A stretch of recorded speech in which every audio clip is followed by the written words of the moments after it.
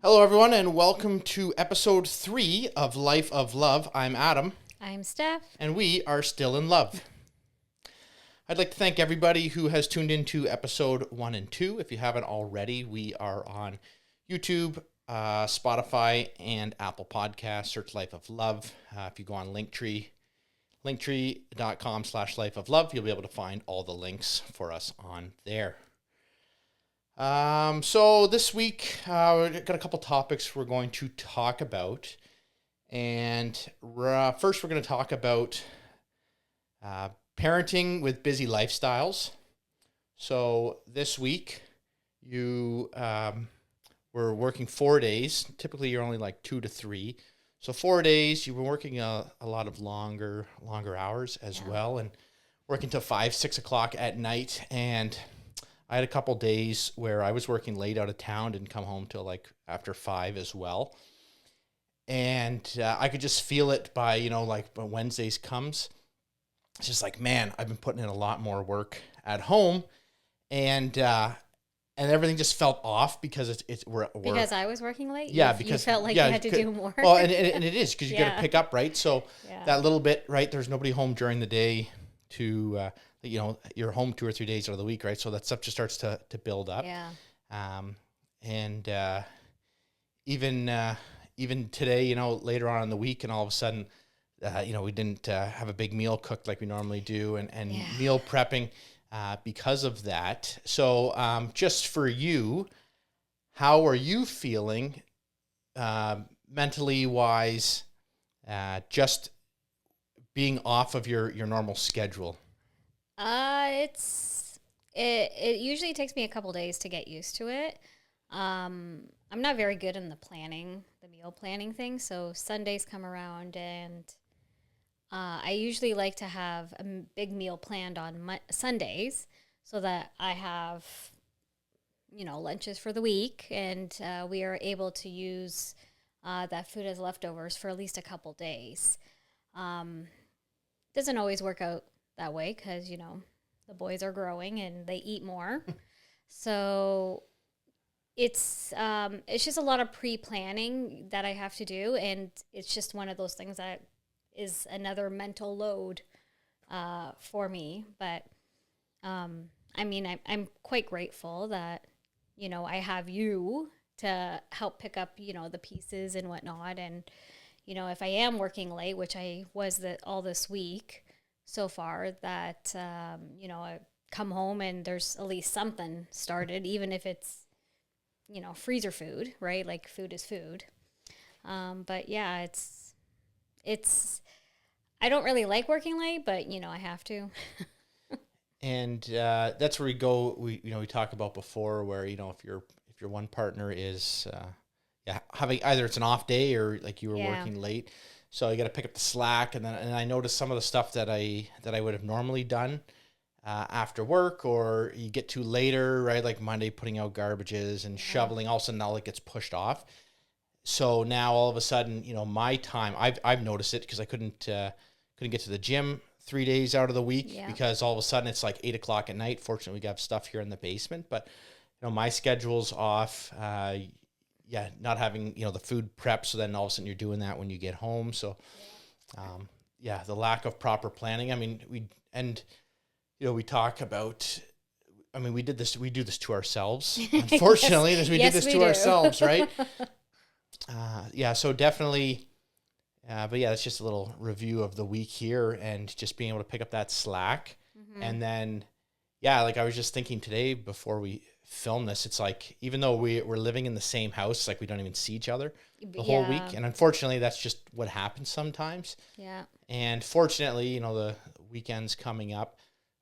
So I can now think like, okay, cool, weekend's coming up. At least we can plan something. So I'm already planning something already for the weekend. So there you go. Interesting.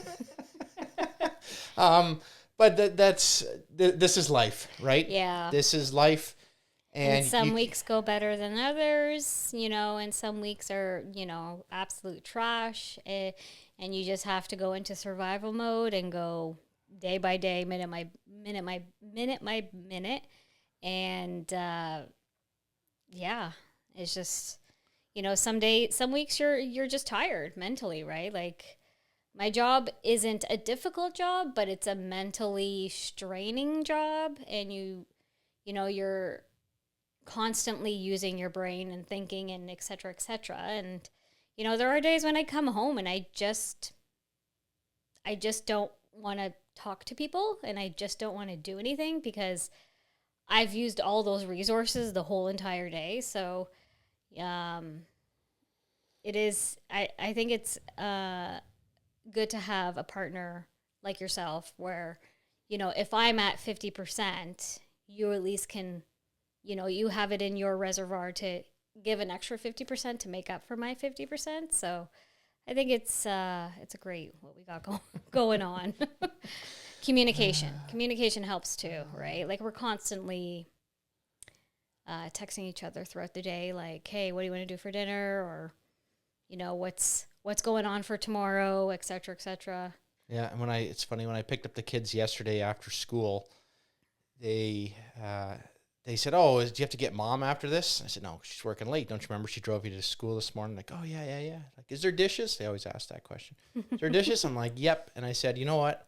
I'm going to make sure that every day I set that dishwasher to go, so that every day when you come home from school, there'll be dishes, regardless if it's half full or not." And sure enough, I did that last night. Like I could have waited till the morning, but it was like 75% done anyway. So I made sure that was. I have that motto too. Like if I can get it like 75 plus full, I'm going to run it. Same with the dish or the washing machine, the laundry. If I can get like half a load or more in there, I'm going to do it, just because every little bit helps. And then on the weekends when I actually have time, or on the days off, I can actually do more, more cleaning, and stuff. But, I think our routine is pretty down pat, like every Friday. I don't know how everyone else does it, but we have a family or a house rule that every Friday is cleaning day, and we dedicate a time, like let's say an hour after I'm done work or after they're done school, and we as a family will clean, and whatever gets done in that hour gets done. Whatever it doesn't get done, just doesn't get done. And I think that helps with the busyness and whatnot, and it doesn't make chores that cumbersome, and it's a team effort. Like these are skills our children are going to need. And the kids will complain like, "Oh, it's not that messy. It's not that messy." I'm like, "Yeah, but if you let it go 2 weeks, then everything's dirty, right? So let's just get in the routine, and then everything is it's just that much quicker." Yeah. That if you make sure that you're cleaning everything every week, then you just know there's just a level of cleanliness and so that saves time too, because you're not doing these huge heavy vacuums and dustings and cleanings. Yeah. Especially throughout the week as well, trying to keep, the island and the kitchen cleaned up throughout the day, and, making sure. Which is horrible. Like, oh my God. I thought for sure having a 9-foot island, I would always have it clean. Nope. About 4 feet is. The rest is all their backpacks. So talking about that, one of the topics we're going to talk about this week is communication. And obviously we're just talking about life as busy parents, and, a little bit review there we just did on our week. So communication, key. We always check about every Saturday or Sunday. We go through like which days, where are you at next week? Like for me, because I'm usually in a different city every day for work. What days am I leaving early? Is there upcoming appointments with the kids? Who has to get there, right? Like sometimes you got to switch, and all of a sudden now you're on call that night. So I got to make sure, I'm home by 4:30 or 5, because the kid's got, a dentist appointment, at 5:30. So all of that communication is key. And then as well, checking in throughout the day. I know you always like to know where I'm at. So, when I get to a job site in the morning, I try to remember. I forget sometimes, but try to remember just saying, "Hey, I got here. Hey, I'm leaving here now." The other day I was coming home from Hamilton way later than I was supposed to. And just keeping in mind, just messaging you like, "Hey, don't worry. I'm going to, you message me. Are you going to be able to get be able to pick up the kids tonight on time, and where are you at?" So just always that constant communication that way. Yeah. I don't know if everyone likes that sort of communication. I do. I always like to know that you got to your destination safe. I like to know when you're leaving that destination because it's I don't know, maybe it was just the way I was raised. Like, you know, if there isn't that communication, then I think, oh my God, is he in a ditch somewhere? Oh yeah. Like, you know, and that anxiety is just going to get worse in about a year when our oldest starts driving. Yeah, so communication, all that stuff like that, you know, the text message throughout the day. Yeah. We've talked before a little bit about, I know we were going to talk a little bit about love languages this week. We touched on it a little bit last week, talking about, you know, figuring out what your kids' love languages too. Yeah. You know, if they're kids that like to be hugged and snuggled, especially like little kids, and teaching them as well to figure out what makes people happy. And we were talking about this with our oldest son about how in school, you know, if you want to succeed in school, it's no different than in life and in work. You have to know, you know, what your teacher is expecting of you. Yeah. When you get a job, obviously we need to know what your boss is expecting of you and the level as well, and what gets you that high level of praise or accomplishment. Mm-hmm. So that's just a little aside there. So next thing we're going to talk about is technology in parenting and relationships. So we just touched on it, you know, being able to keep up in constant communication with each other through the power of technology, right? You think people used to not have cell phones or car phones, or I mean, used to have a pager. Pagers and landlines, and, or phone. What are those phone boxes? Payphones. Yeah, payphones. Yeah, it's always funny when you talk to kids. How do you pick up a phone? And some of the kids lift their hand up, and some of them will, you know, do like the banana. Yeah. Same thing when you ask a kid how to take a picture. And, you know, some people will do the click with the finger, but some will just like hold their hand up and they hit with their thumb. So it's actually pretty funny. We did that with our kids, and they actually picked it up like they knew. They had my mom had that old Fisher-Price little toe behind little phone that he could pick up. So they kind of got some experience that way. Technology and parenting. I saw someone online, part of this Dads Helping Dads group on Facebook. They're always great. If you're struggling with anything, you can post anonymously on some of these things. And one guy was talking about how his ex-wife had bought their kids a Nintendo Switch game system for Christmas. And he was asking, I think he said his kid was 9 or 7. I think he had a 9 and a 7-year-old is what it was. And he was talking about how many hours or minutes should I give them of screen time in a day. And so my response was that I would just let them, you know, within reason, but I would just let them use as much screen time as they want. But make sure that you also have structured playtime, in the sense that, you know, with our kids in the summertime, we'll say, hey, let's go outside. Let's go swimming in the pool. Who wants to go to the park? Mm-hmm.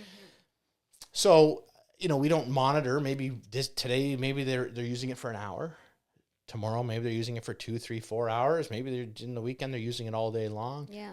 But I brought up a point that, you know, our kids, most of the time when they're actually on their, you know, the computer or on whatever gaming system they're on, most times they're actually just talking with their friends.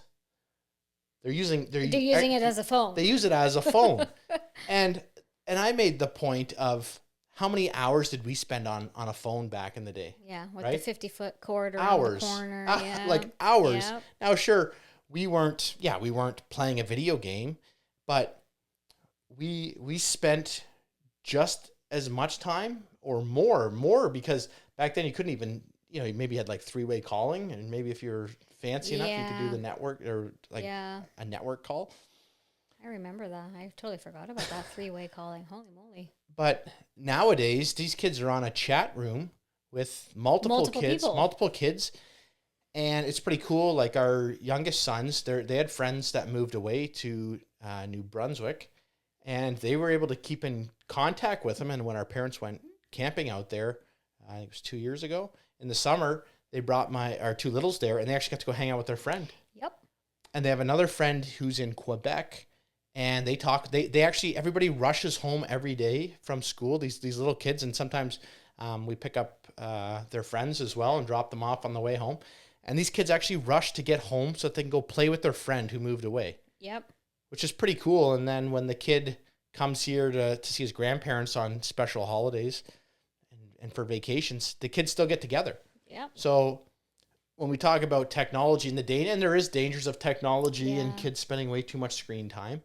But I also think, you know, if you do give your children technology, that also needs to be a conversation and, you know, educating them on like the dangers of social media, et cetera, et cetera. Like, you know, you can't take pictures. Pictures will last forever on the internet and whatnot. Like, we were grateful we didn't grew up in a time where there was social media and phones and access to, you know, technology like that and whatnot. But, you know, thinking back now, I probably would have put a little bit more stricter guidelines in place for our oldest and whatnot.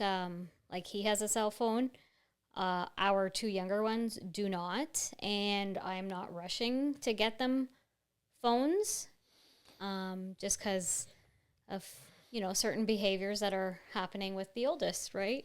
And I heard someone talk once, and they said, like, if you want your child to lose their childhood innocence, give them a phone, because now they have access to everything in the world, good and bad. And if you're not, you know, our littles when they first got iPads to play with, like, they had YouTube Kids. Yeah. And same thing, our oldest, well, he didn't have an iPad to start, but we had just a laptop, and he would search, you know, monster trucks or toy reviews.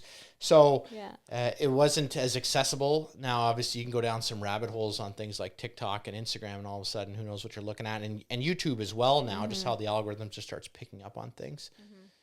And there's lots of safeguards out there. We've been fortunate where our kids are pretty good. Every once in a while, they come across something, and they know, like, if they hear a swear word, they know, like, you know, if something comes across, swipe real quick, so they're not listening to that stuff. But for the most part, they've actually been pretty good. Yeah, and I also will constantly say, like, are you being appropriate on the internet? And I define what I believe is appropriate, because everyone's definition of being appropriate is different.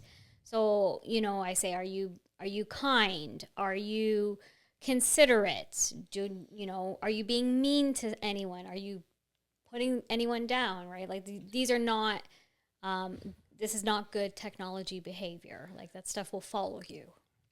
And just as a kid for me, so, you know, we had like a Nintendo, and I got a computer. I was about 12-ish, I think, when we got a computer. And I was on that a lot, you know, playing games. Yeah. But then, you know, you start using the internet. The internet started to become popular. But, I mean, back then, you were just mostly just playing some, you could play some games. I know chat rooms were a thing back then, which is always, you know, you got to be wary about those. Yeah. But, I mean, I personally never did that, but my parents never limited screen time with me, and I would get bored personally. I know some kids can just play all day. I would get bored personally, especially in the summertime. You play games or go online for a little bit, and I go biking for an hour or two. And so for me, not limiting it wasn't like a taboo thing. Yeah. So I know some people limit it, and then, you know, the kids are looking forward to that, but our kids are never, I don't think they've ever, been to a place where I think they're too addicted. They always take breaks. Even our oldest takes breaks if he's in his room most of the time, playing games or on the phone talking to people, which is actually funny that he plays less games now. Like I said, he just sits there and they just have these conference calls with each other. They can Zoom. Yep. And they learned how to screen share, and they can watch a TV show together. Yeah, watching movies. And they're starting to, and they're learning all this stuff on their own, which is cool. That's what I did. I was learning all that stuff. I taught myself all that stuff. You know, nobody, you know, our parents didn't use computers. Like, you know, we still have to help our parents now with computers. And these kids too. I was watching a YouTube video not too long ago. This is probably like 2 years ago. And I was like just scanning through to fast forward. And I think our youngest was like, just double tap the screen and it jumps forward. And I had no idea that if you double tap a touch screen on YouTube, that it jumps forward. It's funny. And then I was trying to do some stuff on TikTok. But I also think that's the beauty of technology. Like, there's always something to learn. Like, didn't I show you how to like add a picture to a text message? Yeah, I had no idea if you click screenshot, you can just drag it into a text message. Yeah. So you're learning something new, and that's the beauty. We talked about it last week. We were talking about that in how you always want to keep improving, and so that's just little micro skills you learn every day. Gets you more efficient with your time. Which means now you're expending less energy on the menial tasks, and then you can have more time you should be spending more time then to help grow your relationships, foster relationships, grow your business, all these things, and then learning what's out there as well, learning the power of certain things, learning the true power of social media. Like, yes, it can be a dangerous place and it can be inappropriate and people can get addicted to it. But there's also good out there. But there's a lot of good between organic marketing and networking and connecting with people. These are all things that we used to have to pick up. We just talked about picking up a phone and calling one person at a time. I can create a fan group or a chat group online and instantly have thousands of people join into a conversation. GoFundMe's, the people having wildlife fires and sicknesses and people needing a car. So social media, technology, it's got pluses and minuses, but I think teaching our kids what's out there and the power of it means that they're going to be that much further ahead when they start. They know the true power of it. If someone's in need, they know we can do a GoFundMe for these people. We can do a fundraising support. You can post stuff on your Facebook. It's also important to note, like, it's not going away. Technology isn't going away. Like, AI isn't going away. So we need to learn how to integrate those things into our life and make our life easier. Like, those things are being created to make our lives easier. And I reiterate that to our oldest, like, AI is here, use it to benefit you. I'm not saying get it to do all your work, but it is a tool to help you excel. If you have any questions, ask it. If you're unsure of something, ask it to clarify. It will do those things. So, just reiterating, like, this stuff isn't going away. Let's try to navigate ways to use it to benefit us so that we can get those micro wins, get those big wins, and kind of, propel forward. And just to go a little bit behind the scenes, that's how we came up with topics for today's show. Literally 2 minutes before, what are we going to talk about? I don't know. And I knew that we had something to talk about, and it was the love language thing, because I was actually just watching one of our clips from last week. We got shorts up on YouTube if anyone's interested in just watching the little clips of it. And it was actually about the love languages and the hugging your kid and mess. Even if the kids don't want to be hugged, you can joke around with them and show affection that way. So anyways, then we went to start the show and we're drawing blanks. So hey, what do you want to talk about today? Oh, communication and parenting, technology, relationships. When you asked me, I was like, "You're asking me to think." I've done a lot of that this week. And here we go. Now we got a show idea, which is great. And you talk about we just talked about technology, but even then, the amount of games our kids play, they are still out there hanging with their friends. They come down to the basement here and play soccer. Even our middle kid yesterday, I got my office down here where we record this. He came into my room. He's like, "Dada, let's go over here." And he's like, throws me the boxing gloves, right? He just wants to have like a mini sparring session with me for like 10 or 15 minutes, because he's realizing too the beauty of that, right? Where, hey, you have unlimited use of video games and computers and iPads, but they've realized themselves that it's not, it's not the be all end all. Right? Like, you don't have to constantly play video games, right? Like, it's cool, it's great, but there's other things to do. Like, they all grow eventually bored of it, and then they'll come, to the living room and like talk about, our oldest will talk about soccer and some soccer team and some soccer player, and I have no idea who and what he's talking about, but I agree and I listen. I'm like, oh yeah, you know, I give my pointers, right? And it's like that for all of them. You know, they reach a point where they're like, okay, I'm done with, you know, watching YouTube videos or playing Fortnite or whatever it is, and they'll come downstairs and they'll say like, hey, you want to play Uno? All right, let's go play Uno. And I mean, I'm sure some depends on how your kids are, and you know, some people do have problems, and maybe their kids don't have you know, some friends that they're hanging out with. But our kids, they got friends over all the time. Like they're constantly asking, "Hey, can my friends come over? Can my friends sleep over?" Yeah, Go to the mall with our friends. So I think we're lucky that way. we are.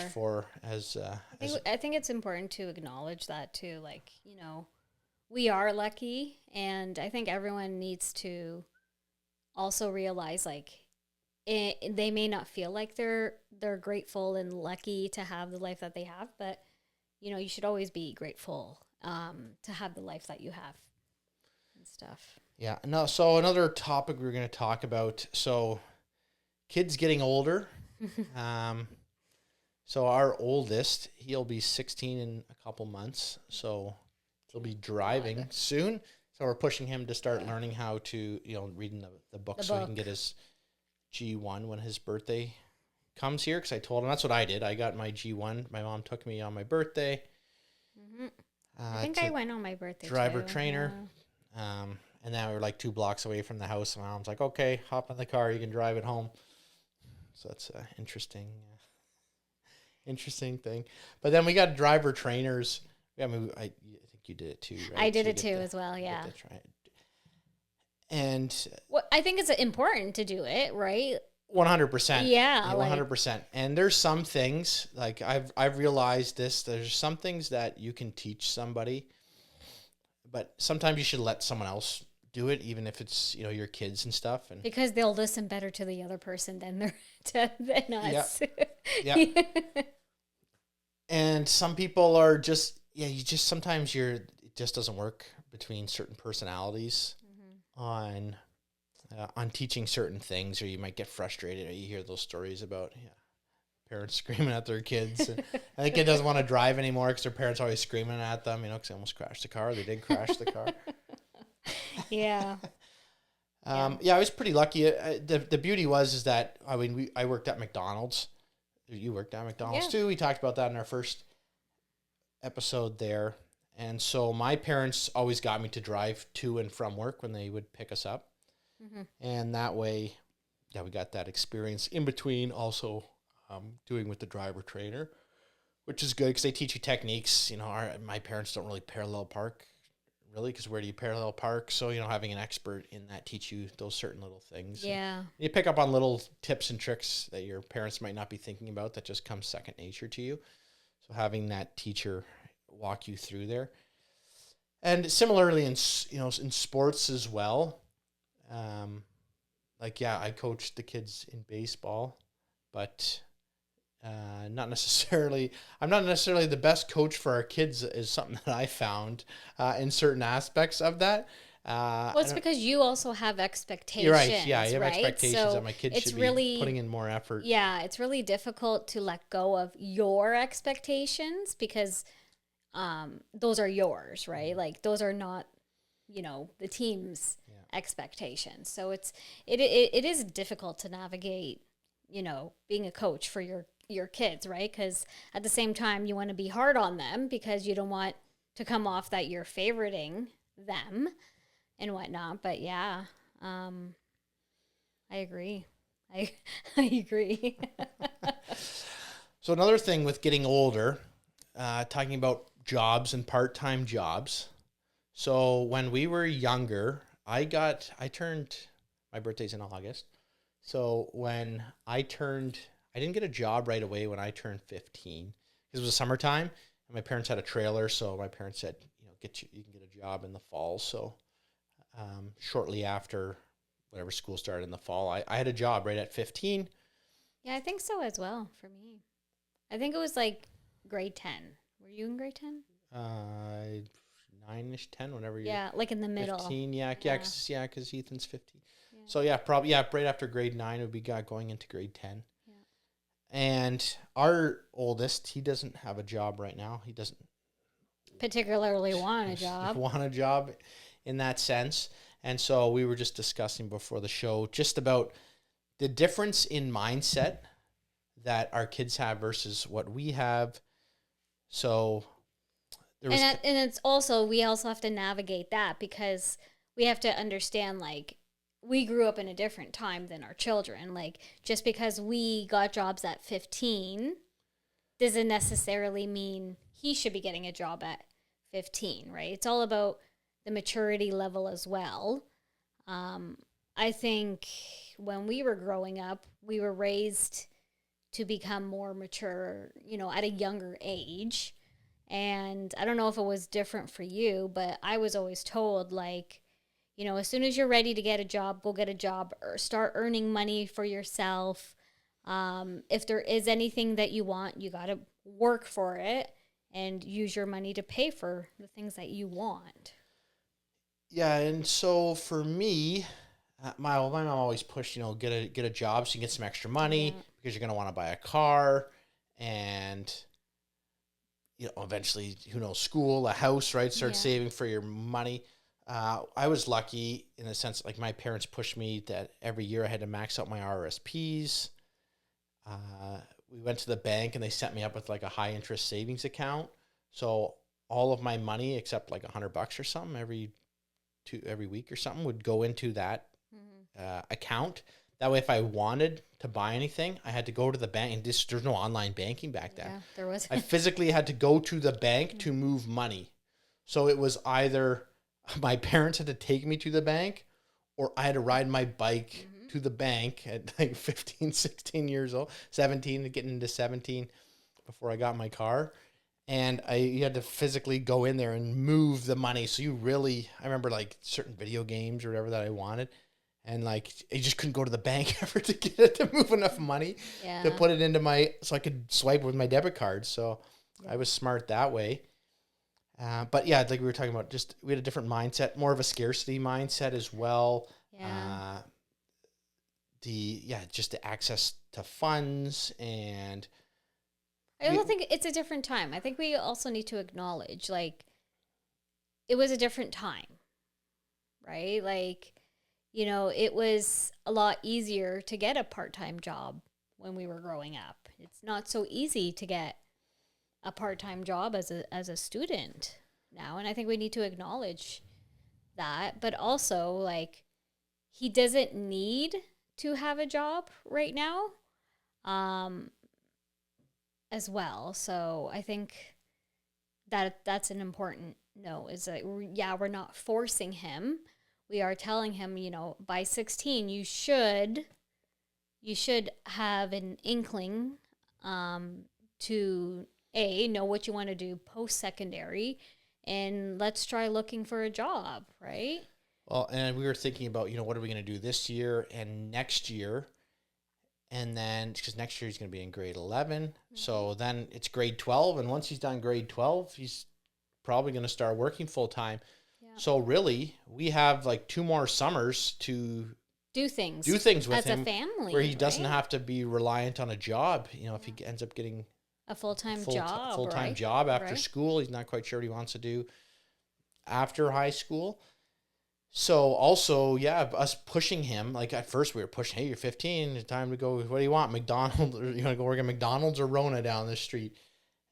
To now thinking about that, thinking, well, you know, he doesn't necessarily need to. Mm-hmm. He helps us out. We got rental properties and around the house a little bit. Every once in a while I tell him to go shovel, do the garbages. Yeah. Like, so he's helped us with a bunch of stuff, cleaning up our rental units between people and taking out garbage and helping move furniture around. Yeah. So he's getting an experience of that, but also he's going, why do I want to do that? Like, cool, that's what you guys did. Mm-hmm. But, you know, pushing him to get his license, because he's thinking, why do I want a car?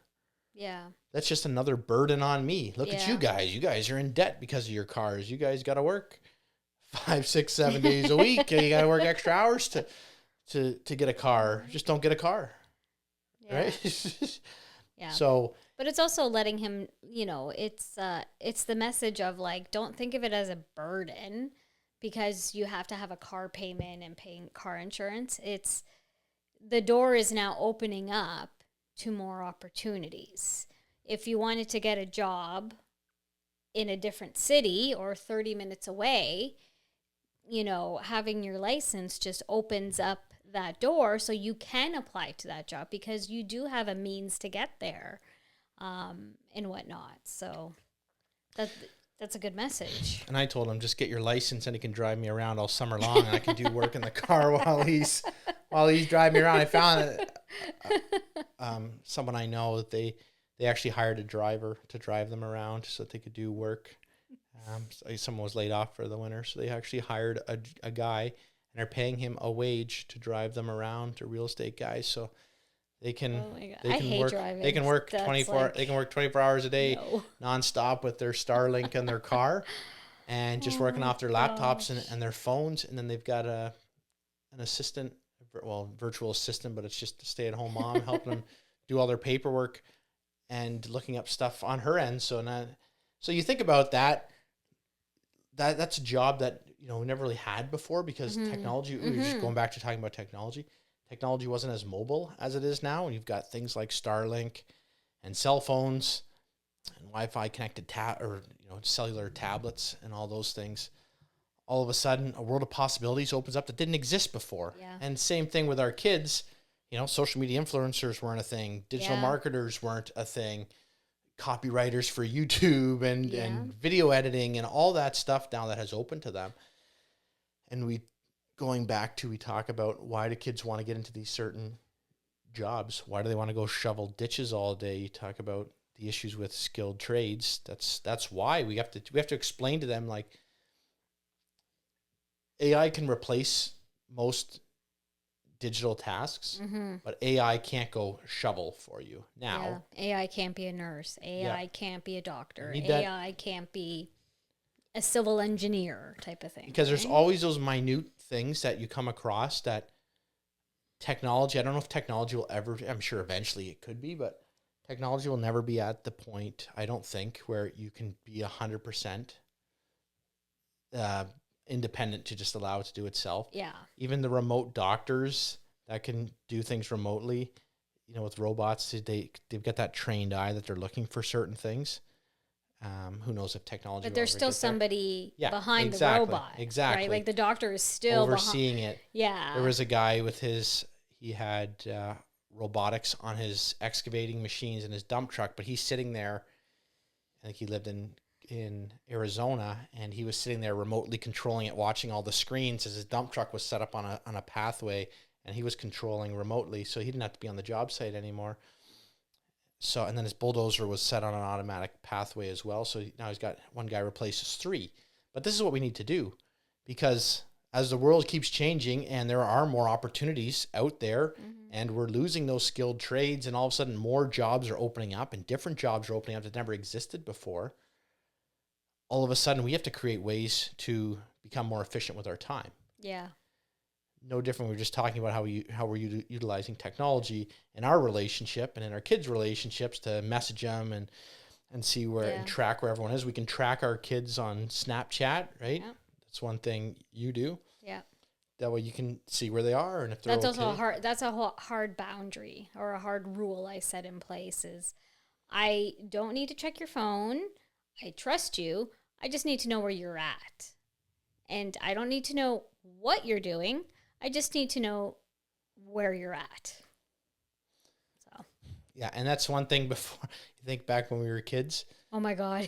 You come home when the street lights are on. Yeah. That was your sign. And I remember this one time we were at and so sometime in the summer, and when the street lights were coming on, it was around like 7:30. That's when I always wanted to be home to go watch a certain show. So like, oh, streetlights came on. So I got like 5 minutes to get home. So we at the park, biking home real quick. I gotta get there. Sure enough, you right in time. Oh, I missed the opening sequence or whatever. Whatever show. Our kids will never know. But you know what? Talking about that, one thing where you talk about TV ratings and people who watch, watching certain shows and the family dynamic. Think about in, the 70s and 80s when there was 3 channels and everybody sat together. Yeah, at dinner. Yeah. And then they created the TV dinner and the TV trays to sit in front of your, because how were our kitchens? Think about that, eh? How small they were? How kitchens have evolved over the years. And you don't have most people don't have a dining room anymore. Yeah. Because they decided they wanted to sit and eat in front of their TV. I want to get rid of ours, right? Yeah, we don't use it. Everyone wanted to sit and eat in front of their TVs, so now you have even the way our kitchen's set up, where our main TV is. You have to like pivot yourself to watch it. But back then, everybody sat together and watched one thing. Yep. We've had this too, where we used to watch Survivor together. So it was like every Wednesday night we knew like that was Survivor Day. But we were lucky that we could put on the PBR, so we'd start like 20 minutes late. Fast forward through commercials. But we've talked about this, that the beauty with the commercials, which is gone nowadays when you have things that are on streaming, is that you don't have time to reflect and talk in between. Yeah, I see that. And so every once in a while, a thought would come to my mind when we were watching like Survivor, and I'd have to pause it because I wanted to tell you my thought. Whereas back then, TV shows were designed to have that like mini cliffhanger before the commercial, so we'd still have to pause. Yeah, because that's what we grew up on. Yep. And now, when you talk about streaming, is that when you watch a show, I watch a lot of The Office or Friends or Seinfeld, those big shows, they had a definitive end to it. Yeah. Whereas nowadays, when you have shows like Stranger Things and Squid Games out there, it always ends like it's not even a cliffhanger. You're just about to hit the cliffhanger, so you always have to watch that next show. Mm-hmm. And so we've had this with the kids recently. They wanted to watch Squid Games, and it's like, we got to watch the first 5 minutes of the next episode. Yeah, just to see what the end result was. Yeah. It just and then okay, now I'm at peace of mind. Stranger Things was the same thing with the kids. They put out like 8 episodes. You have to watch like 2.5 episodes, and okay, this is a good break in the action. But that those were scheduled times that you would hang out with your family. Yeah. After work, everybody came home. The family dynamic was different. We talked about at the beginning of this episode about, back then if you only had, a single person in the family working, the house is clean and food's on the table, and now you guys can sit down and relax together. And that's kind of missing nowadays. So trying to make sure that you bring that back. Well, back then, like probably even before our time, they taught home economics, and like it was a course that you took, and it's almost like they should be bringing that back into school, because it talked about everything, like balancing a budget, paying your bills, cooking meals, nutritious meals, and how to build your pantry and whatever else. So when we were in high school, it was just around the year 2000 time, and and there was still like construction tech and taking courses. They were still doing that. But then there was also, I remember, I think it was grade 5, we got computers in the school, so they were teaching us typing. And so you can just kind of see like where we went to. Like we went so far tech teaching kids, and they taught all these kids about coding, and it was a big thing. Like when our kids were in kindergarten just a couple years ago, teach your kid coding, and you can buy all those little toys to teach them the basics of coding. But now, because of the advent of AI, we were just talking about, AI is taking that away from you. You don't need to know coding. You just tell AI to code it for you. Yeah.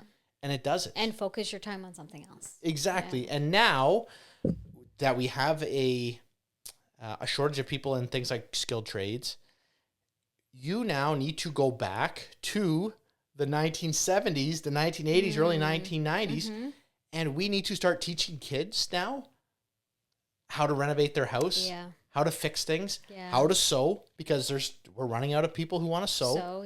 So you need to now learn all these. Yeah, so for sure, home ec needs to come back. Yeah. And our oldest, like he's grade 10 right now, and so they actually did change things around. Oh yeah, there is a new. I thought they added something to the curriculum where they'll teach. I don't know what grade it's in, but I thought it talks about the basic of like financial freedom type of thing. Like, this is how you do your taxes. This is how you pay a bill, all those things have to do with finances, which is great. Like, that's a skill that I wish they would have taught us in high school. Like, that probably would have helped us when we were, first married, with finances and whatnot. But the real life skills, like the actual skills that people are going to need once they are a thriving adult, I think that needs to start getting taught for sure. And we're lucky, going back to talking about technology, if you do need to do something, I've done this. We were doing new handrails in the house, and I couldn't figure out the spacing of my spindles that go. And I was able to find a YouTube video, and there was someone there that showed exactly how it was my exact situation. We put new treads on, and they were just a little bit longer than the old ones. So none of the spacing worked out, and you have to be, for code, it was 4 inches in between, and I couldn't get that, and I couldn't figure out how to do it. And I actually had to add a third upright spindle per stair. And I couldn't figure out that, and I was able to find out within watching a 5-minute YouTube video of that. So that just goes back to, and our kids, we're trying to teach our kids that too. Like, I don't know how to do this. I'm like, there's okay, Google. Utilize the technology so that you're not sitting there and guessing, or ask someone who knows how to do it. Which is great that stuff is out there to help us. And those guys, I'm glad that there is that platform out there, and those certain people are able to make a full-time living, basically making YouTube videos and showing people how to do that. But we do need to make sure that our kids are learning that stuff. And I've said to our oldest, like, the best thing you can do is just pick a trade, grade 12, last semester, save up your spares. You can go work full-time your last semester in whatever trade you want. And here in Ontario, we have the Ontario Youth Apprenticeship Program. Yeah. They'll help get you boots and shoes, or boots and tools to get started, which is a burden off of whoever's going to hire you. So now the people who are going to hire you are more likely to hire you, and it's co-op. You're getting credits for that. And then if you like it, cool, you can continue on working full-time throughout the summer. 3, 4, or 5 years later, you can have your license in whatever trade you were looking to do. And by that time, you're only like 20 or 21 years old. Yeah, and you got to trade under your belt. And now you can decide. And the beauty is, you'll make good money while you decide what else you want to do with your life. And right? that's use skill. it as a tool in your toolbox to help propel you to where you want to be, a stepping stone. And that's a skill and a certification nobody can ever take away from you. Yeah. That, I'm a licensed carpenter, I'm a licensed plumber. Yeah. And it just opens up more opportunities because you've gained that skill. And regardless, like we told our kids, like, you could go, if you're happy with just working, 20, 30 hours a week, and you want to play video games, in your spare time, go install toilets for $150, $200 a toilet. Go install vanities for people. Become a plumber. You've got that. And if you want to make more money, cool. You can go work for somebody and do a whole house reno and learn some more skills. And who knows, maybe you decide, I want to go into video editing or digital marketing or sales. You've got that background. You can go get a job now in the trade selling things. So you can go go work for a company selling their installation services, start your own business up, start a podcast about it. So you've kind of got that background knowledge. And so you can use those essential life skills and anything, right? Sewing, we talked sewing, baking, start your own baking channel. If you're an artist, you can just start drawing. And you never know who's going to see that and want you to come, paint a mural for them, in their baby's room.